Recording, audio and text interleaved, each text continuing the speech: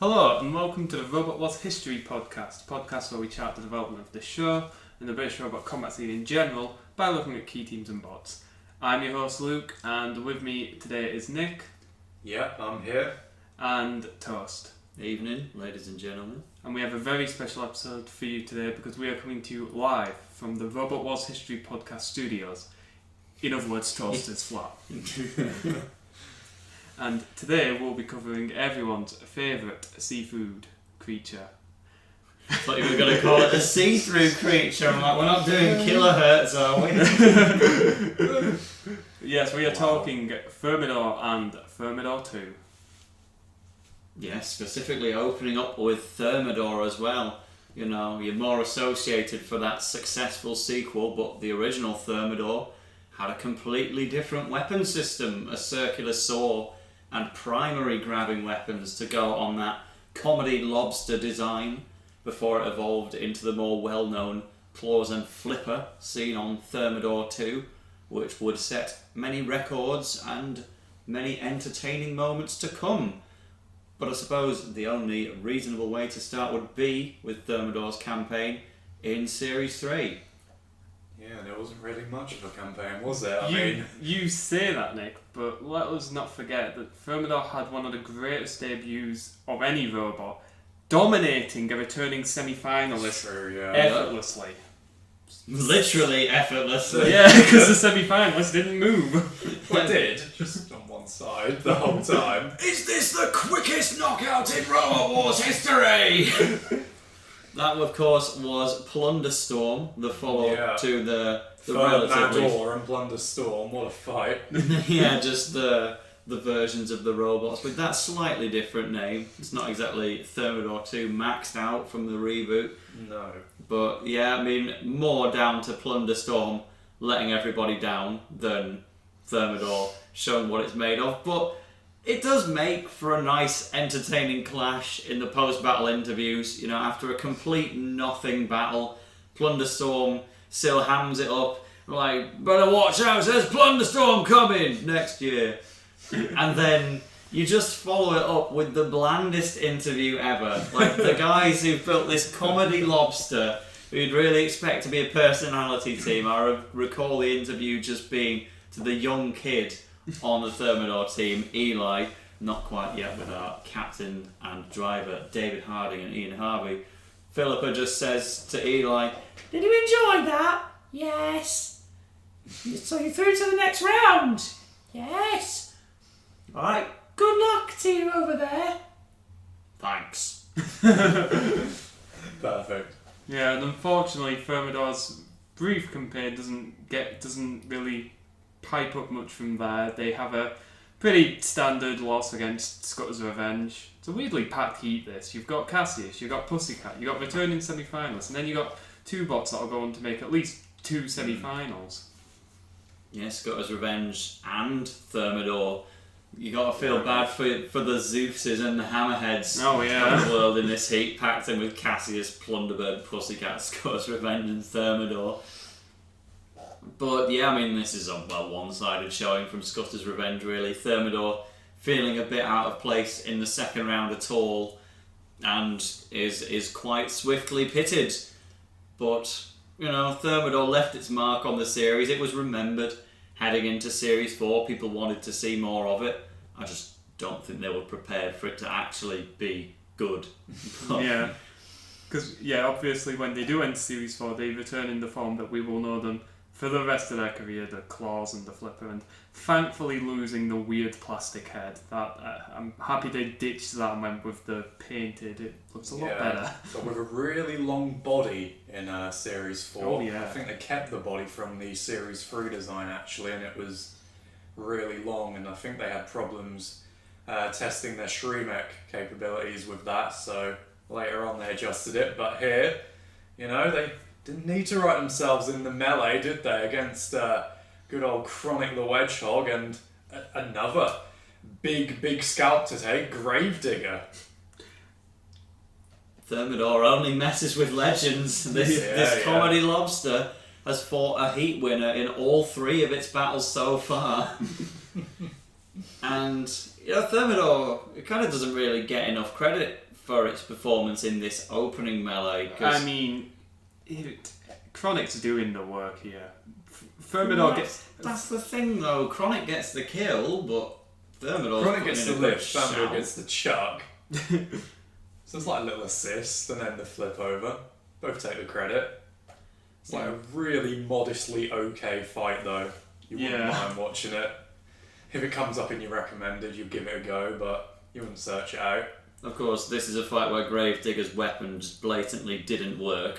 So it was, even though it was seeded, it was somewhat of an inevitability. But it was still fast-paced, and there was a seeding upset at the end of the day. Things probably could have gone differently had Gravedigger been able to flip, but it also may have broken the flipper in the battle instead, and then just lost on damage through the loss of their primary weapon. But Thermidor and Chronic instead kind of advancing as the Heat favourites when you consider that Thermidor is fighting the other seeded robot in its next battle, For God's sake. that being Dreadnought Wow. XP1.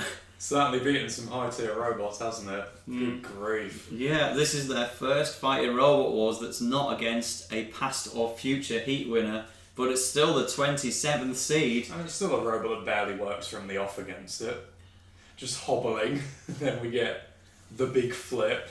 And then Thermidor gets another win, basically. That flip is fantastic. It is, though. yeah. Like, for the longest time, I misremembered that as an Uber, because it seems so much Just like like stitch that and the Chaos 2 on Tornado together. Yeah. That's what you imagine it to be. Yeah, I mean, even if Dreadnought just hit the wall at like a weird angle, maybe it would have just rolled over it. Yeah. But it wasn't to be. Dreadnought stays within the arena and then gets completely dismantled by Sekilolot and friends. But it's a statement win from Thermidor, as we call it these days, just giving Dreadnought the hands and feet, and puts them into a Heat final against Chronic the Wedgehog again, to see who truly was the better robot all along. Spoiler alert, it's Thermidor. For such a modestly decent battle, again, this is probably going to be a running theme with Thermidor. Yeah, a decent fight, but neither of them ever get a full flip in. It's quite funny. They both lift each other a lot, but none of them complete an actual attack. Well, there is damage later on, to be fair, but...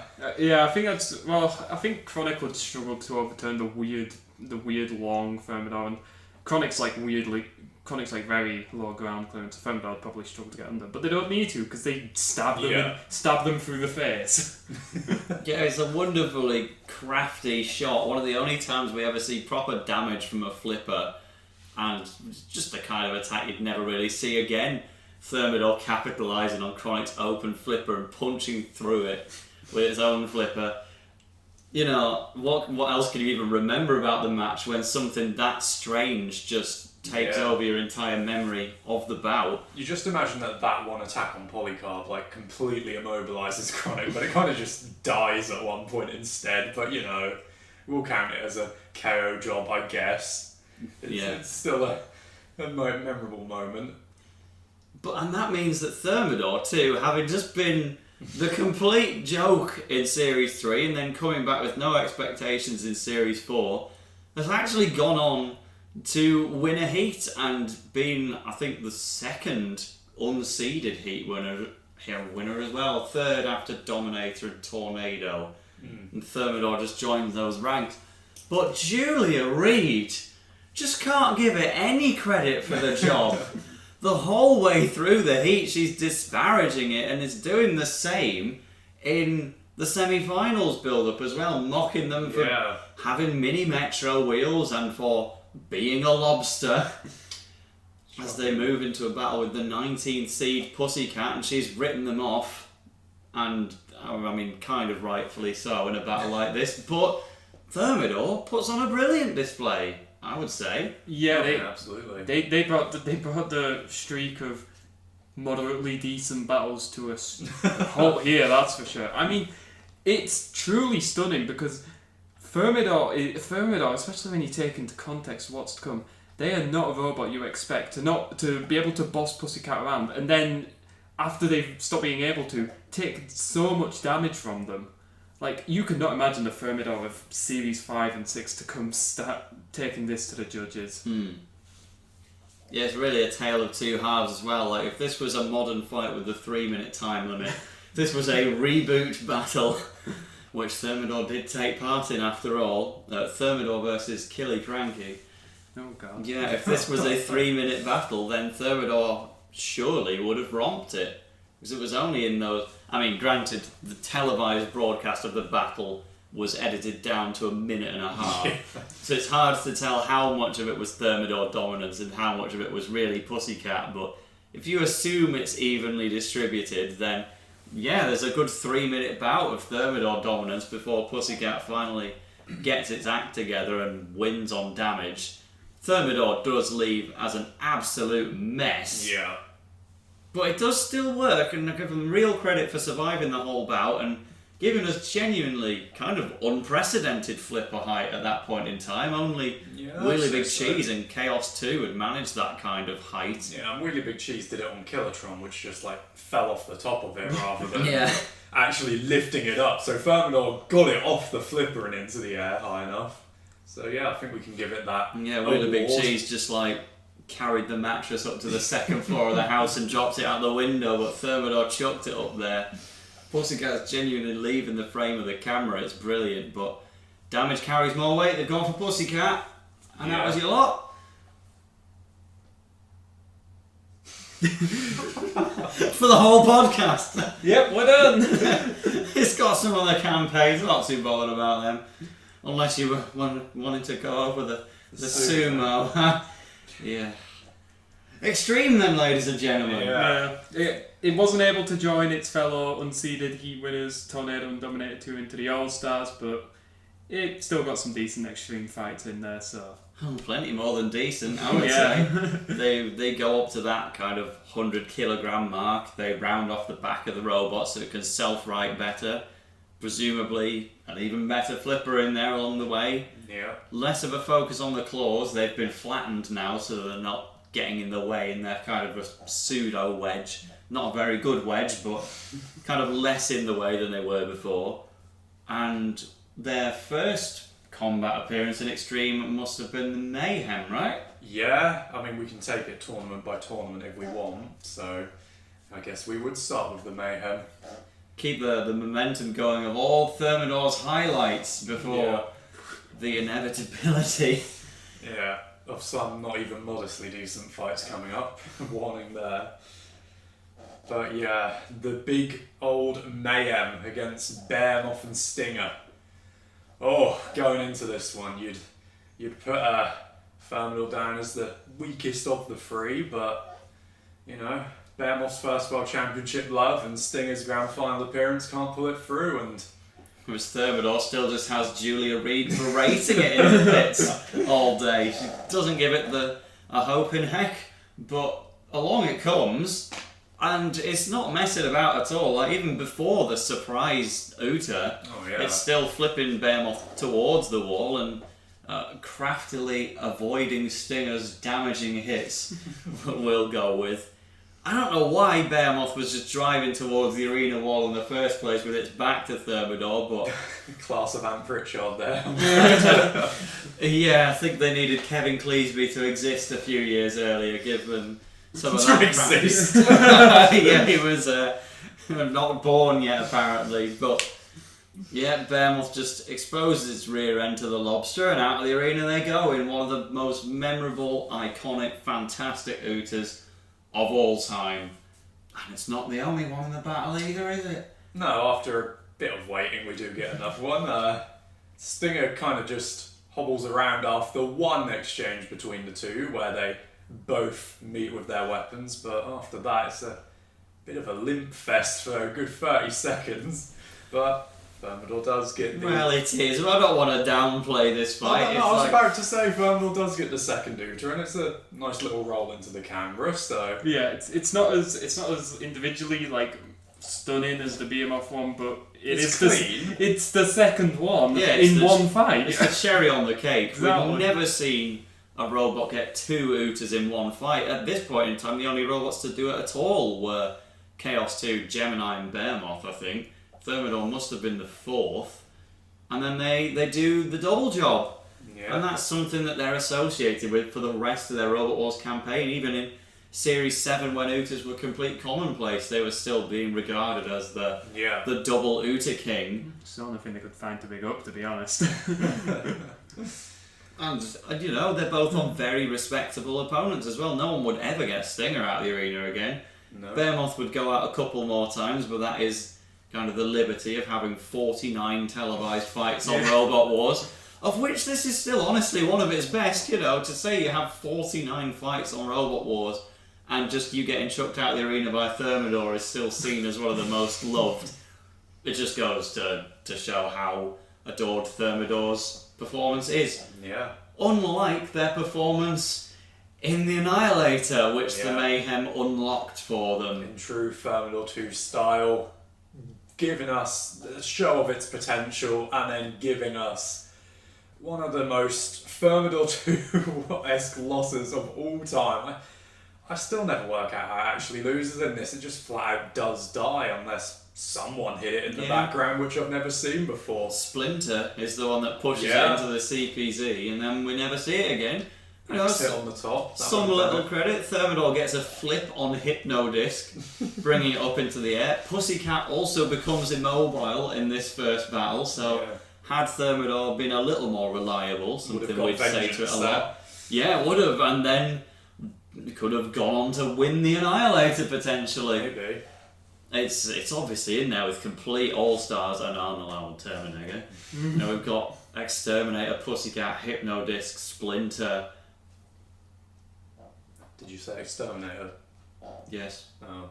I think that was 6, was it? Well, either way, Thermidor is the one that gets the 6th place and gives us a truly forgettable Annihilator performance. Very disappointing, but at the end of the day, you wouldn't swap them out for anyone else because that would delete the Mayhem from existence, and that's pretty much the highlight of all of Extreme for me. However, maybe you would swap Thermidor out of their other competition in Extreme. Just swap the whole competition out. The tag team Terror Ball with its partner Cerberus. What partnership this was. Yeah, the most iconic Cerberus partnership since Tyrone's grandma and Cerberus on Coronation Street. I mean, some slight credit, Thermidor and Cerberus get 3rd place in the entire tag team terror. That's if you want to phrase it very generously. But their first fight against Smithy and something is just shambolic. Smithy just dies and starts driving back and forth very slowly, and then Thermidor, they get one flip on something and something is just stuck on it's these a pretty spikes. cool KO to be fair. It is, just but completely chucks it into the arena floor to kill it off. So yeah, little underrated gem of a Thermidor attack there, I guess. But it's the only attack to speak of in the whole battle. Like, you'd think, if you say, Thermidor's had a combat battle with Smidsy, that sounds brilliant. It does, they didn't even make contact. Thermidor has got a combat win over Smidsy, but in the very loosest sense, and they do move on. Cerberus has beaten Smidsy. But they did not beat the Steel Avenger and Suicidal Tendencies. And in true Thermidor 2 style, they break down randomly. Yeah, they do nothing of note in this battle whatsoever. They get axed by Steel Avenger when they're already dead. And yes, or as Ollie said in the Steel Avenger podcast, that was a KO by the Steel Avenger. Less convinced there. I think it's more Thermidor 2 dying. Cerberus lasts to a judge's decision, so they do okay, but they still mount no sort of offense whatsoever. And, as a result, if Cerberus could win it, maybe they'd be the one getting the mini-bot and the overpowered playable robot in Extreme Destruction instead of Suicidal Tendencies, but it wasn't to be, and Thermidor and Cerberus get pretty much the least honourable 3rd place in anything Robot Wars ever. Pretty much, yeah. I mean, CV in the University Challenge, anybody? But yeah, Thermidor 2 still does have a couple of extra little tidbits in Extreme. We have the Flipper Frenzy in there. Oh, of course. Yeah. And again, on paper, Thermidor 2 fight looks really, really good. Sometimes it delivers, but here we have a different type of good fight with Bigger Brother Chaos 2 and Wheelie Big Cheese, because the competitors attack, I'd say the House Rebels, but it was just bash. It was just bash. Well, Matilda was attacked by Wheelie Big Cheese. The only problem is that Wheelie Big Cheese failed. Yeah, pretty badly. Yeah, didn't even get a single attack on Matilda. Didn't even want us to show us the camera angle of the attack, it was that bad. Yeah, I mean, Jonathan Pierce, the poor lad, he gives Thermidor all the credit for flipping Sergeant Bash from the front by slipping its flipper underneath his lid, but it's absolutely Chaos 2 doing the flip behind Sergeant Bash. Yeah. I think they just kind of had to play Thermidor up as the one getting that flip, because they don't flip Bash again, as far as I'm aware, and ultimately, they do actually win this fight. The thing is, for what we've already said and what we will say about Thermidor 2 just randomly dying at points, here it outlasts them all, because Chaos 2 flips itself over, Wheelie Big Cheese dies, Bigger Brother also dies because it's extreme Bigger Brother and just kind of a mess. And so it's Thermidor 2 who's still standing at the end, even though probably the last one you'd expect, but... What I especially love is that this fight was included on the Sir Kill-A-Lot DVD as a special feature, which allows you to choose the camera angles for the whole fight, so you can review this battle from every available angle. Can't relate, never And works you for me. still can't work out why Bigger Brother died.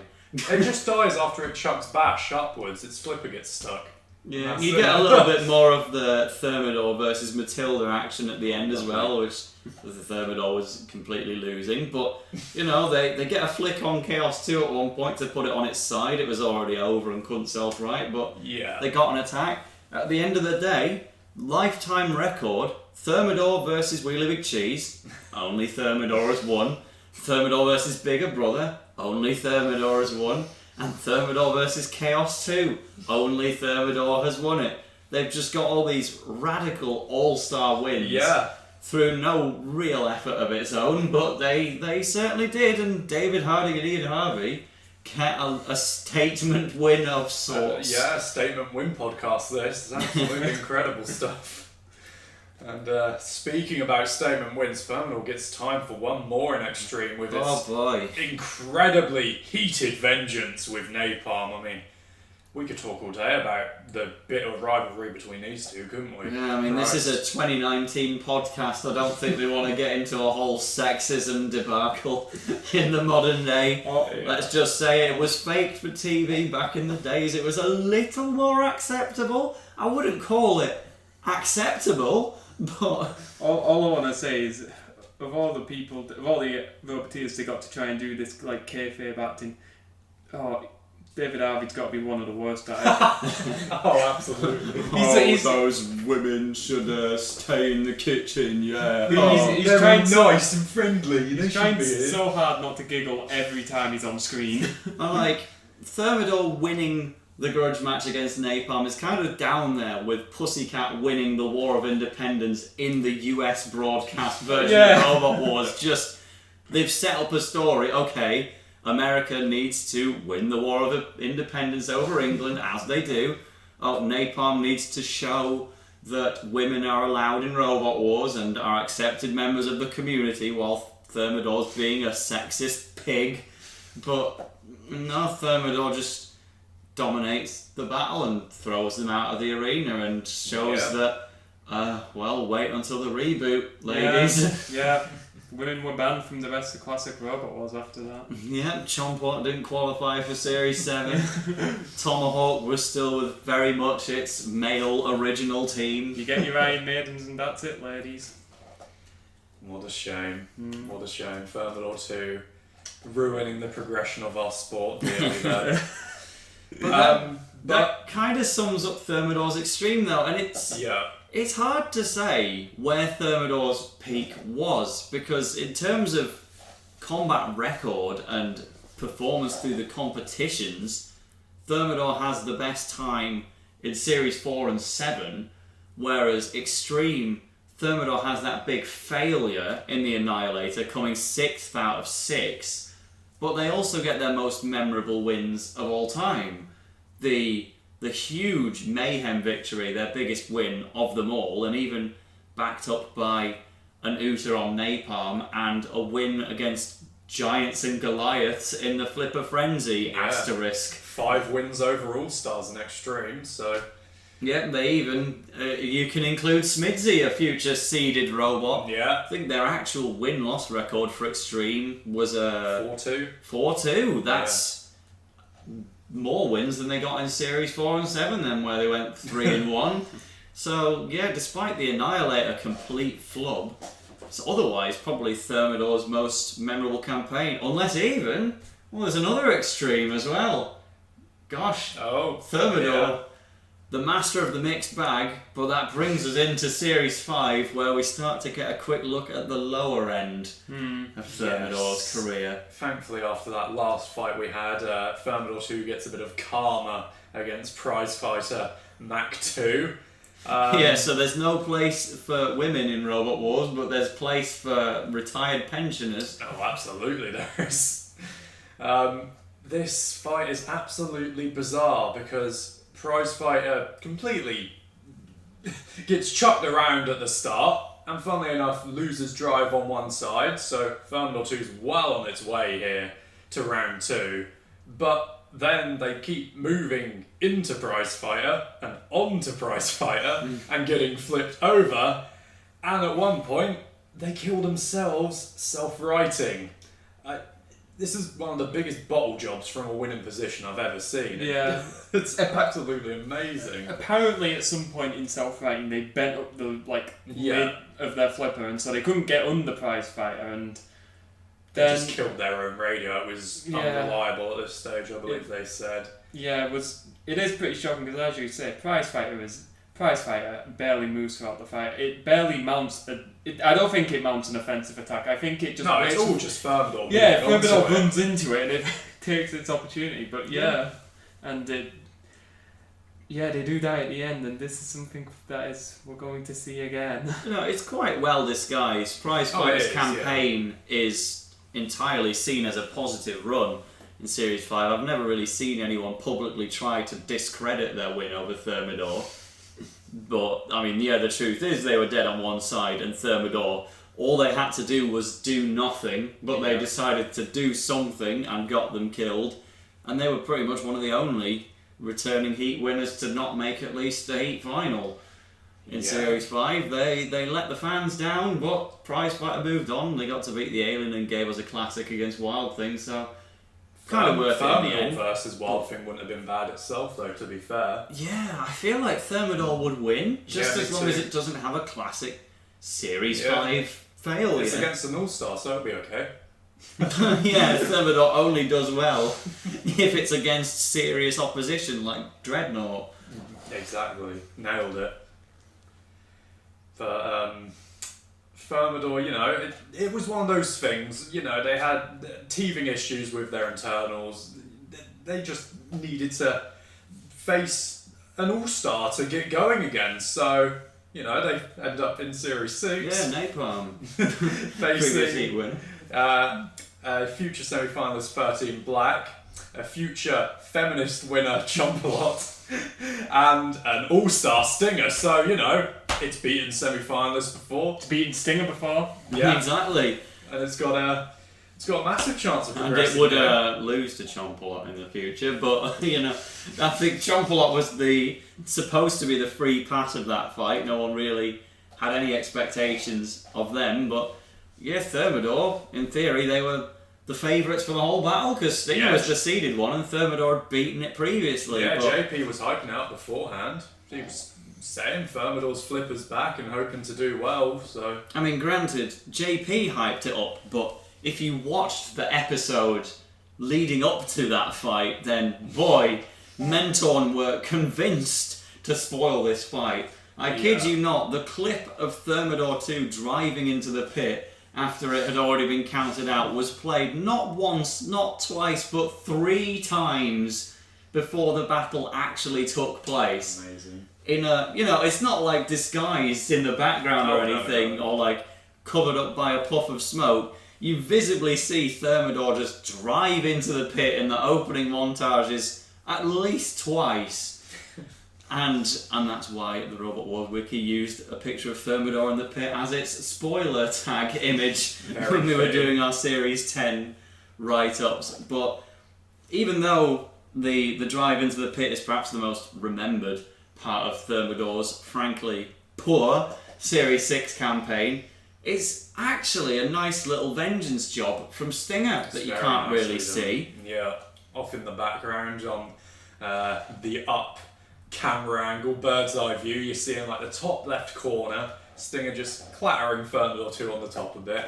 Creates a bit of a hole, actually hits a drive motor, and Thermidor 2 loses drive for a good amount of time. It does free itself up in the end to drive down the pit, but it's a bit too late by that stage, mate.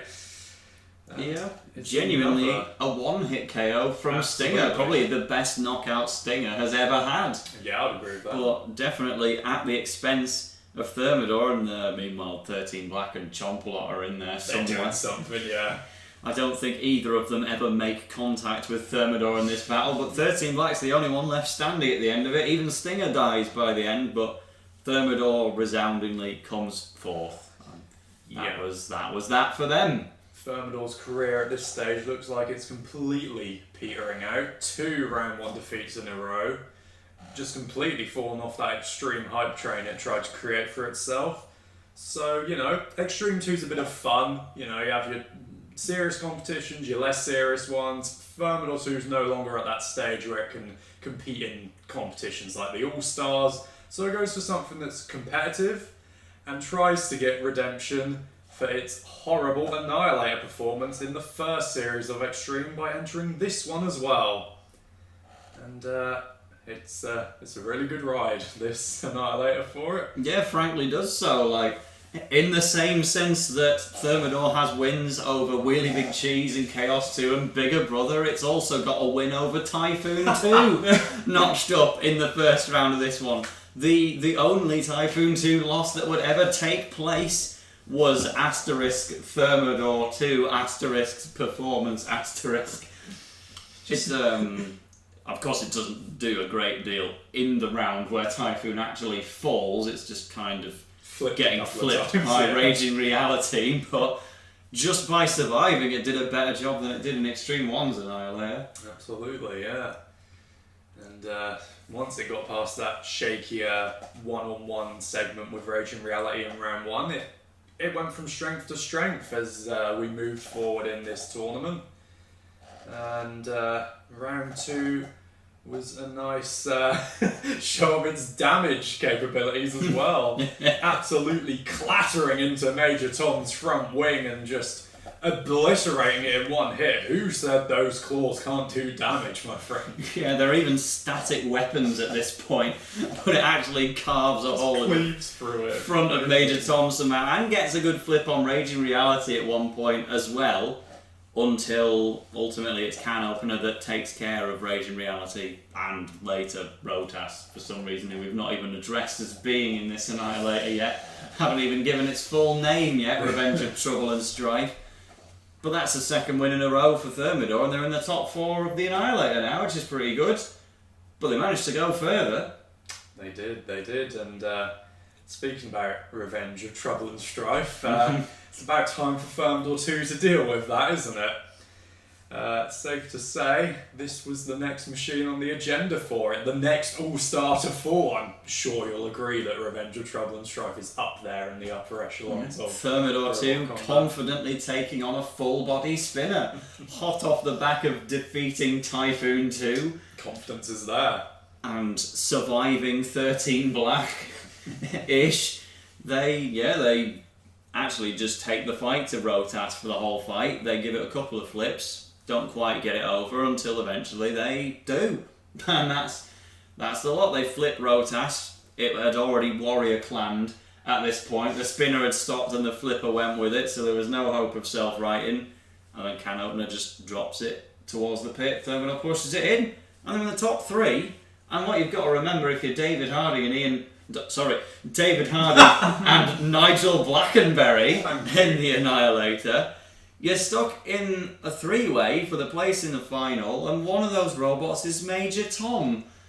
So you gotta feel like you're in a pretty good spot here, all things considered. Well, the thing is, they know they're in a good spot, and they think, well, let's just get this done with over as quickly as possible. And so they team up with Can Opener on Major Tom, Major Bloody Tom.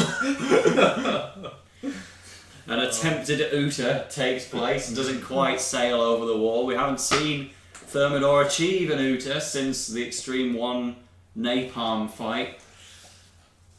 But as soon as Major Tom is just backed into the wall, they're dead, and then they just have to leave the house robots to it. Thermidor quietly parks in a CPZ, hiding behind Ref Bot and Can Opener, and waits for the final to take place. Oh, the final. The final.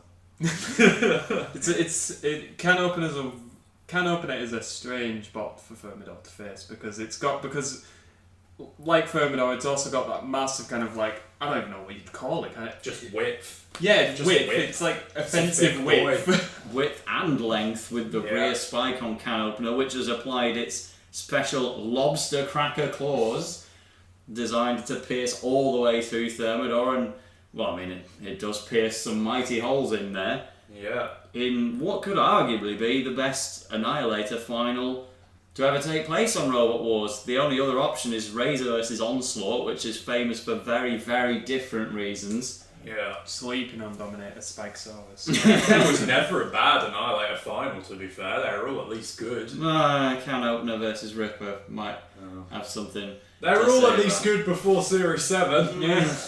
Drillzilla versus Ripper Raptor is one of the worst fights of all time. We're not going there. At least it's not Bunny Attack.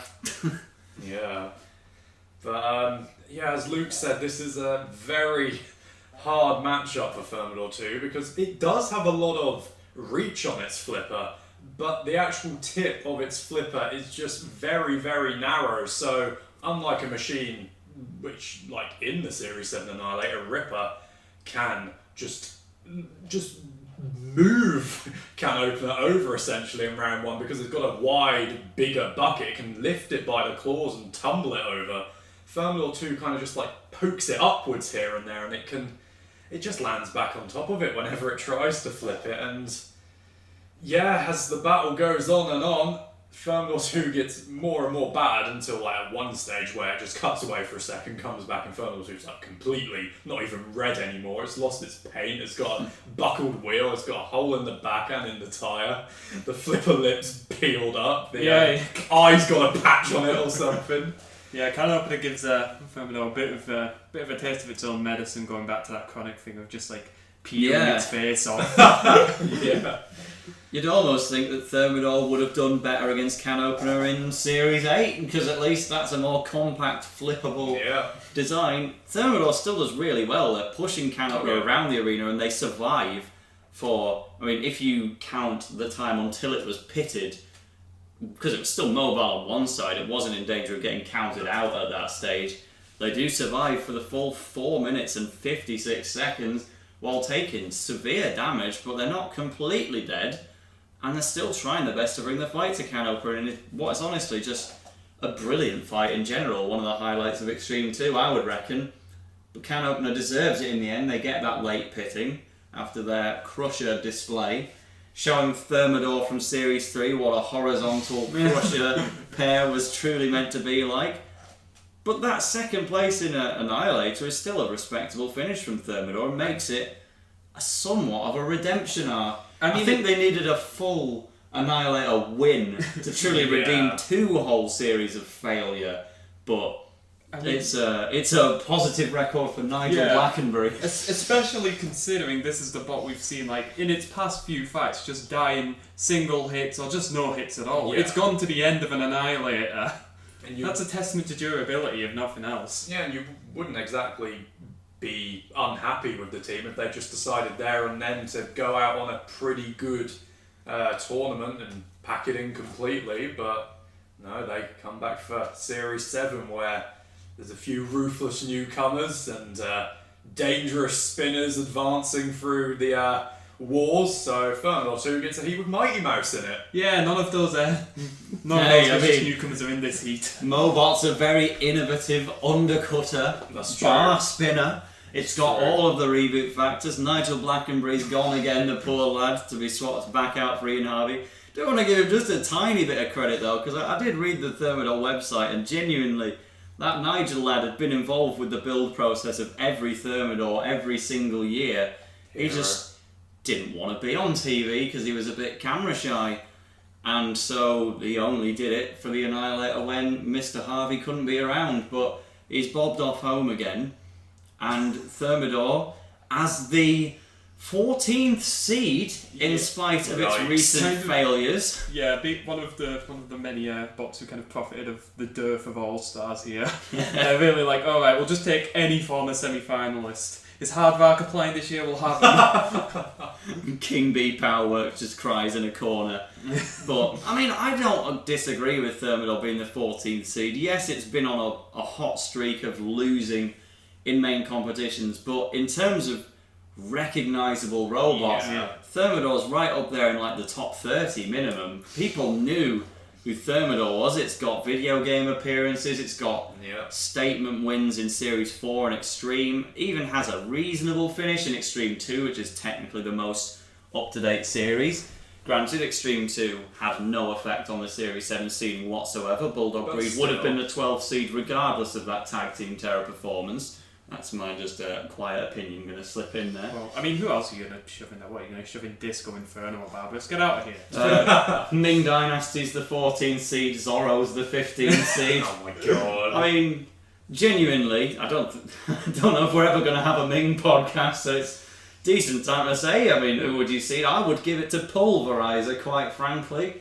I mean, I can agree with that. If not, it has to be either King B or Steel Avenger, I really. mean, I'd always be the type to want to promote one of the good machines from Series 6. They got to the Heat Finals, but Pulverizer's fine. Supernova's Experience is probably fine. the one out of those. Well, Supernova's been around since Series 2, so... Yeah. Then Yeah. Livian comes back for Series 7. Give it Soren Catherine. Belendren would have been a mentor in Robot Wars Battle of the Stars. He's that respected. Hey, just give it Cat 3. If you're going to put me in all stars, just give it. Oh, imagine Cat 3 wins St. Agro's heat. Gross. But Anyway. Thermidor is the 14th seed regardless, and they finally win a first round battle again after all this time, getting an out of the arena flip on Mobot, proving that they're not afraid of spinners anymore. Yeah. Out goes Mobot confidently, and then get a nice one flip kill on Beast as well, chucking it into the side.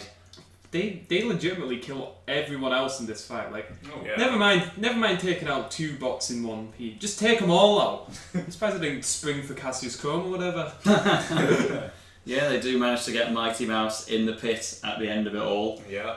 I mean, Beast pits itself after they've been counted out, but it was originally Thermidor's kill, so it was kind of what they needed to justify that seeding. Yeah, but absolutely. But I think we need to mention it features the rear tail as well to stop it rearing up. Thermidor 2. That's why it got the Uter on Mobot. Yeah, It's first Uter in a good while now. 3-4 series. Lessons learned from Dan Tonkia there on the back of Thermidor 2. Yeah. There is one thing I do like in this fight where when they flip Beast tries to south right and like all of their CO2 comes out at once. It's just immediately evident. Yeah, they're not coming back over. Beast and Thermidor would be in the same heat again in the next wars, and Team Of course. Mighty Mouse. Crikey. But first of all, Thermidor needs to deal with the Kraken. No. No.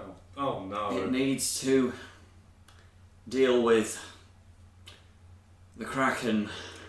Kind of a starker contrast between a first round and a second round performance I don't think exists.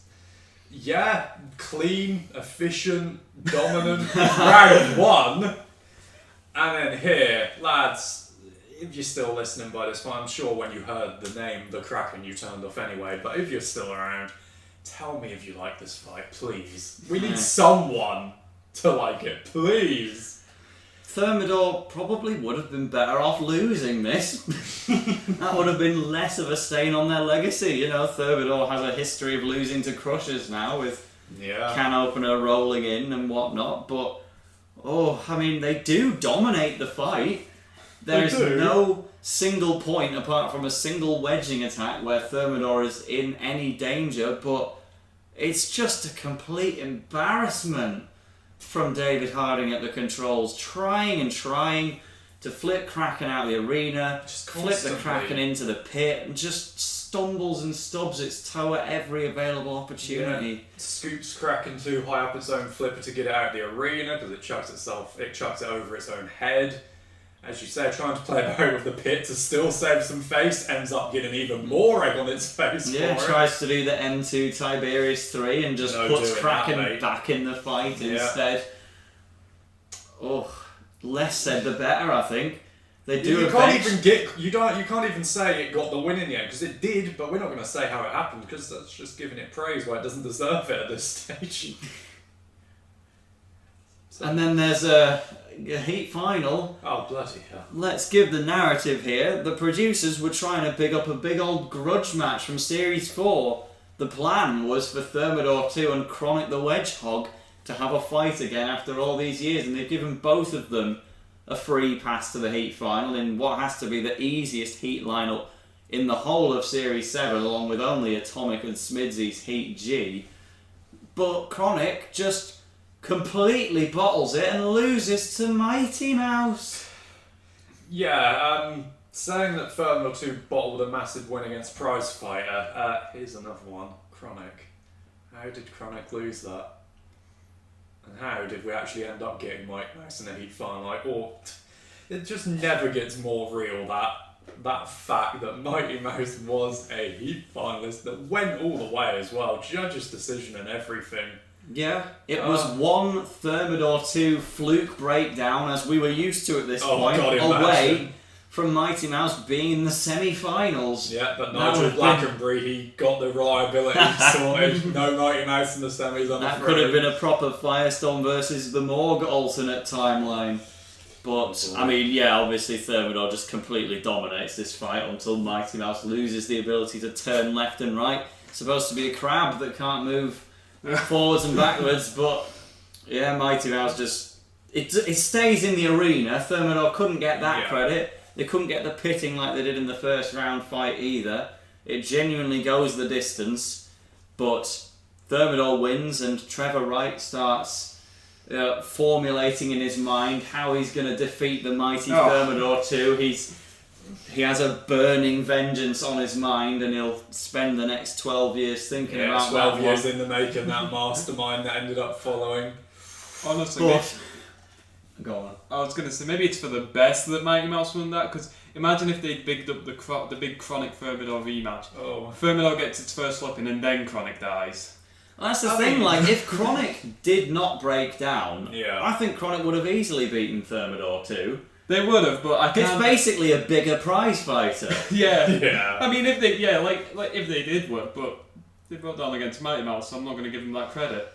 They both just break down. Hey, I mean, they don't start. They don't Prize start. Fighter broke down against Thermidor, but still won. Chronic can do the exact same thing and move on to what is the follow-up to Trevor Wright's burning grudge match.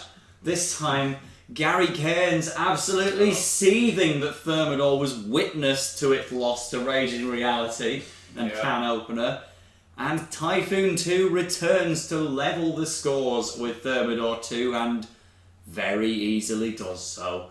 Yeah. Who thought Thermidor 2 trying to box rush something was a good idea? I mean, we've given... I did against Dreadnought, I apologise. we've given him stick for some random breakdowns. This is one of their best series, for results. I think no shame whatsoever dying in one hit to Typhoon 2. Series 4 and 7, Thermidor 2 manages a shocking joint 9th place and always falls to either the eventual runner-up or the champion. If you think about it, Series 4 it got 9th place out of 98, I think. Series 7 it gets 9th place out of 128. Yeah. So it is, statistically, Thermidor's best run.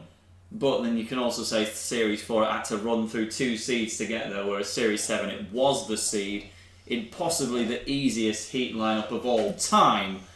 And they dealt with the heat comfortably enough, but as soon as they were in the semis, they were completely out of their depth and suffer a shock upset to a newcomer. The seeded machine is out. Thermidor gets one hit KO'd and charbroiled over the flame pit. Oh yeah. Yeah, their only hope is Gary's finger slips and hits that self-destruct button. It's a bit of a shame, really. Thermidor 2 could have given us some good fights in the semi-finals if it had a better draw. Like, there was some really decent flipper fights, decent. Yeah, if they managed to flip the Typhoon 2 over, they would have fought with Atomic for a place in the grand final. That'd be fun. Genuinely, Thermidor versus M2 would be a fantastic fight. That would be. I would love that kind of thing, and even like the Grim Reaper would be a nice close one. I think Thermidor could beat Raging Nightmare.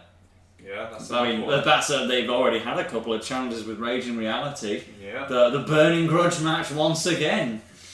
But I mean, I think we can live without Thermidor 2 getting a top 8 finish in Series 7 at the same time, and that's the end of their campaign. For 12 years, they just go immediately into hiding. They're repaired after the Typhoon damage, but they just sit in a garage for 12 years. I even went to a book signing in 2015 time with the YouTuber Stuart Ashen, known on YouTube as Ashens, who is famously Ian Harvey's cousin and had referenced Thermidor 2 in a couple of his videos, and I just went up to him at the book signing. I thought, what do I say? How's Ian Harvey doing? Is Thermidor still around? And he says, oh yeah, it's still around, it's just in the shed waiting for an opportunity to come back out. Right, put that on the wiki. I did.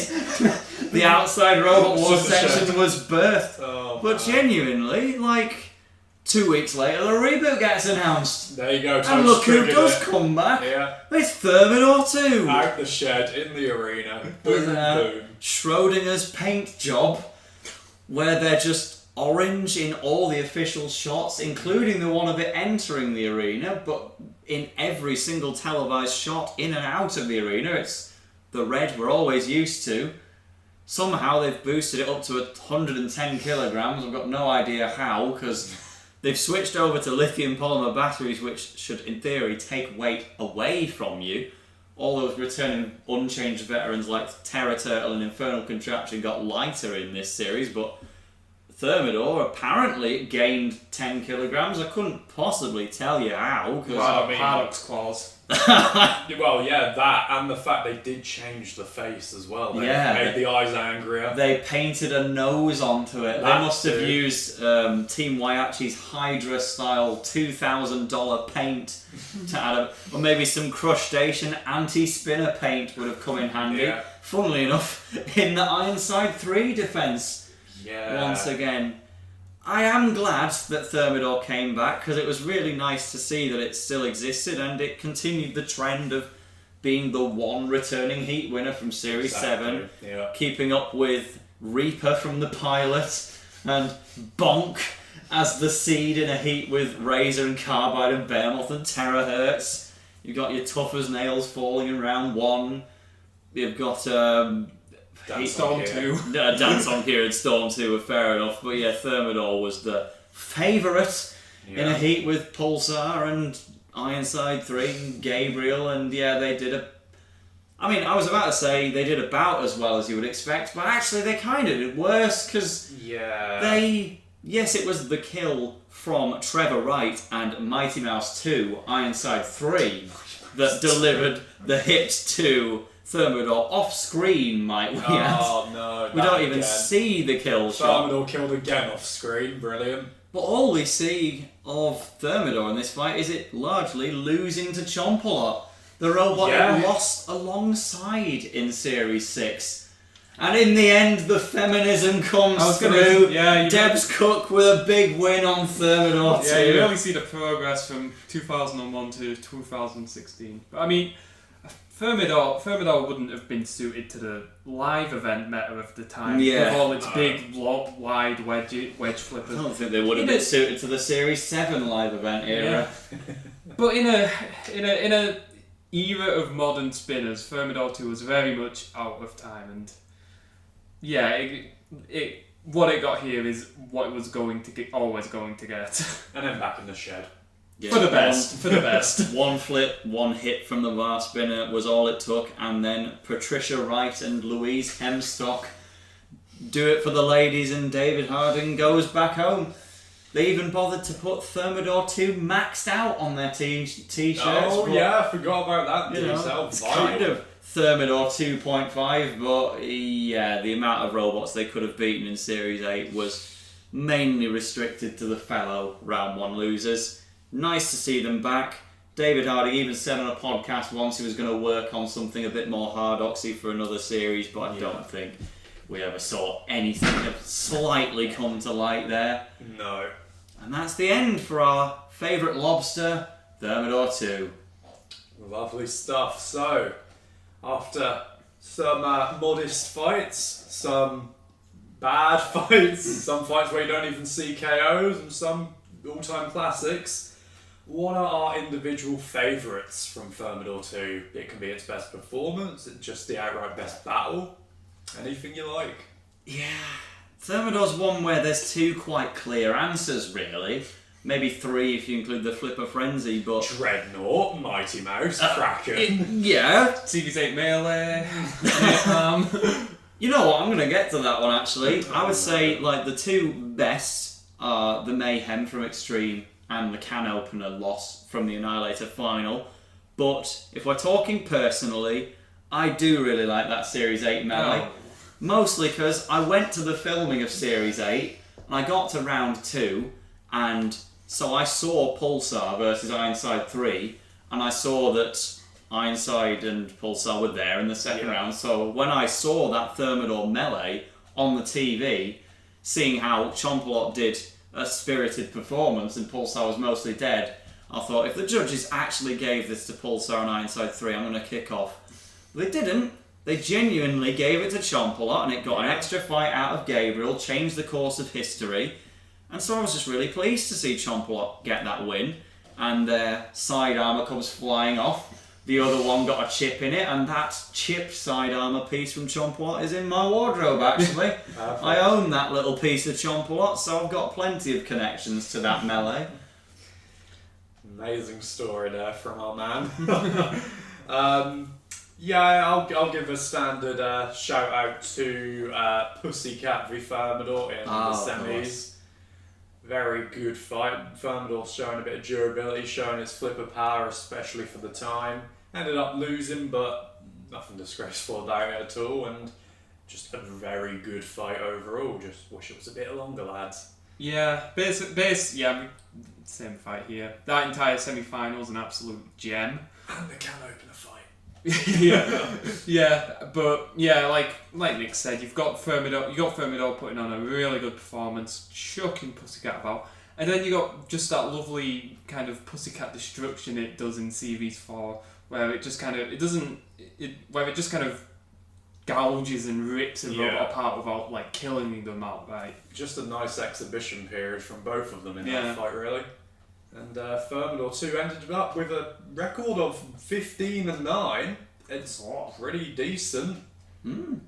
So I think David Harding, Ian Harvey, Nigel Blackenberry and co will take that. Eli Kirkpatrick. And Sarah Snowling. Yes, there we go as well. And something to be proud of. They had a lot of lows in their career, but the highs were really entertaining. It was a novel design, and Robot Wars wouldn't quite be the same without Thermidor 2. Great robot to have around. We love it. We'd love to see you again, Team Lobster, sometime. My name's Dave, this is Ian, this is our robot Thermidor 2. We're angry, we're ready for fight. Come back for the next podcast. See ya. Perfect.